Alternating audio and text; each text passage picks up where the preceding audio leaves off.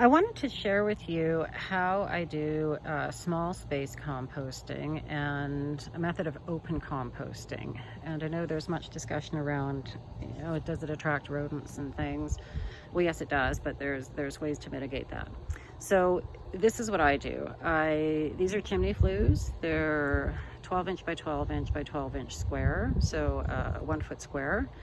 They're clay. They came out of a house that was being demolished. I got them for free. I have about 6 or 7 of them that I position around my garden.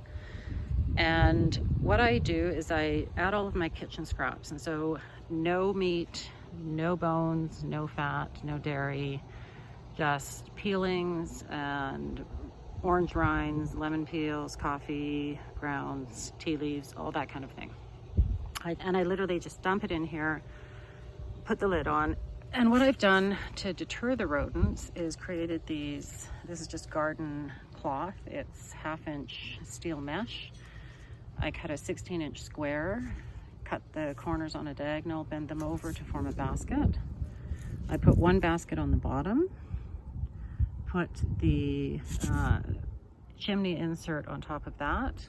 I think you can see maybe at the side here, there's a rat that's tried to burrow underneath the clay, and because of the mesh, it can't get at the food scraps, and so eventually it gets deterred and it looks for another food source. By putting one on top, it stops the rodents from getting in the top. It still allows air and water to help with the composting, and mostly it allows the worms to come up from the ground and then perform the composting function in place where you've positioned this chimney flue or chimney insert. So the one over here, and if you don't want to get fancy with a basket top, you can just cut a 12 by 12 square of mesh, weight it down with a couple of rocks, and it will serve the same purpose. But after about 2.5–3 months of just sitting there, I don't turn it or anything, I find that the worms have done their job. If we flip it over here, it creates this wonderful black, beautifully crumbly compost. I had actually emptied this a little bit earlier, but you can see the worms are still in here.